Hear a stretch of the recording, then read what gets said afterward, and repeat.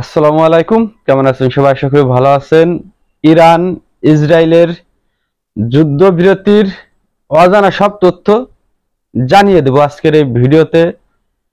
বা Iran Israel যুদ্ধের লাভ ক্ষতি কার বেশি, এ নিয়েও আপনাদের সাথে আজ শেয়ার করব। যে যেখান থেকে দেখছেন অবশ্যই চ্যানেলটি সাবস্ক্রাইব করে সাথেই থাকবেন। পৃথিবীতে একটি মাত্র দেশ যারা কিনা নিজেদের ভূখণ্ড অস্তিত্ব টিকিয়ে রাখার জন্য অন্যের দ্বারস্থ হতে হয়, সেই রাষ্ট্র হচ্ছে হলো ইসরায়েল। ইরান ইসরায়েলের 12 দিনের যুদ্ধের পরে যে বিরতি আসলো, এই বিরতিতে লাভ ক্ষতি সেটা হলো আমেরিকার লাভ, আমেরিকার ক্ষতি, তারপরেই ইসরায়েলের ক্ষতি। তবে কেন আমেরিকার ক্ষতি, কিসের জন্য? আমেরিকার ক্ষতি বাংকার বাস্টার বোমা। আমেরিকা মনে করছিল ইরানে যদি বাংকার বাস্টার বোমা ফেলে ইরানের পারমাণবিক স্থাপনাগার যদি ধ্বংস করতে পারি, তাহলে আমার উপরে কেউ সফলতা অর্জন করতে পারবে না। এই ক্ষেত্রে আমেরিকার ক্ষতি। তারপরে যে আমেরিকার ক্ষতি সেটা হলো বহির্বিশ্বে আমেরিকার অনেক ঘাঁটি রয়েছে, সেই সকল ঘাঁটি আমেরিকা যখন ইরানকে হামলা করার কথা বলছিল, 2 সপ্তাহ সময় নিছিল। 2 সপ্তাহ যার আগে মাত্র 2 দিনের মাথায় আমেরিকা ইরানে হামলা চালায়। ইরানও বলছিল আমেরিকা যদি আমার উপর হস্তক্ষেপ চালায় তাহলে আমেরিকার যে সকল ঘাঁটি আছে সেই সকল ঘাঁটিতে আমি হামলা চালাবো। আমেরিকা যেহেতু ইরানে হামলা চালালো, তারপরেই ইরান মধ্যপ্রাচ্যের 3টি দেশে হামলা চালায়। এই ক্ষেত্রে আমেরিকার প্রচুর পরিমাণ ক্ষতি হয়। জর্ডান, ইরাক, আরো বেশ কয়েকটা রাষ্ট্রে ইরান হামলা চালায় আমেরিকার ঘাঁটিতে, সেই ক্ষেত্রে আমেরিকার ক্ষতি হয়। তারপরে যে ক্ষতি ইসরায়েলের, 12 দিনের টানা সংঘাতে ইসরায়েলের যে পরিমাণ ক্ষতি হয়েছে, ওই পরিমাণ অর্থ ইসরায়েল পূর্ণ করতে পারবে না। ইসরায়েল মনে করছিল আমি যদি আমেরিকাকে পাশে নিয়ে ইরানে হামলা চালাই তাহলে আমার সফলতা আসবে। আসলে ওরা ভুলেই গেছিল ইরান একটি শক্তিশালী দেশ। ইরানের সামনে টিকে থাকা জানাতানা ব্যাপার না। আমেরিকা যেই দেখলো আমি বাংকার বাস্টার বোমা ফেলে ইরানের পারমাণবিক স্থাপনাগার ধ্বংস করতে পারলাম না, তারপরেই তার মাথায় আরেকটি কাজ করলো, সেটা হলো ইরান যেহেতু আমাদের ঘাঁটিতে হামলা চালাচ্ছে, আমাদেরই ক্ষতি হবে।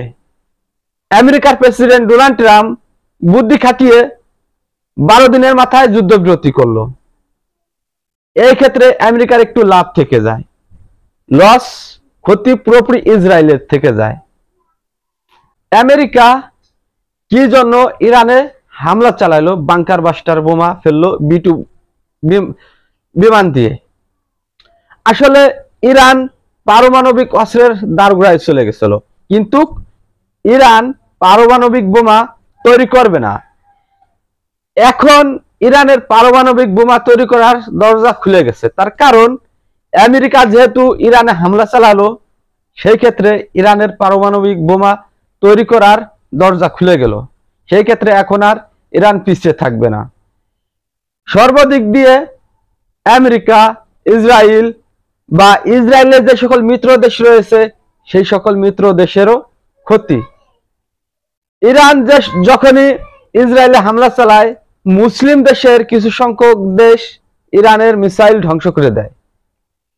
ইসরায়েলকে এতদিন টিকিয়ে রাখার একটি মাত্র মাধ্যম, সেটা হলো মুসলিম দেশ।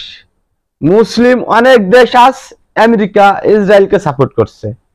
ইসরায়েল যখন ইরানে হামলা চালায়, জর্ডান বা অন্যান্য যে সকল দেশ আছে তারা কখনো নিষেধ করে নাই, তাদের আকাশসীমা কখনো নিষেধাজ্ঞা দেয় নাই, বা ইসরায়েল কোনো মিসাইল তারা ধ্বংস করে নাই। শুধু ইরানের মিসাইল ধ্বংস করছে।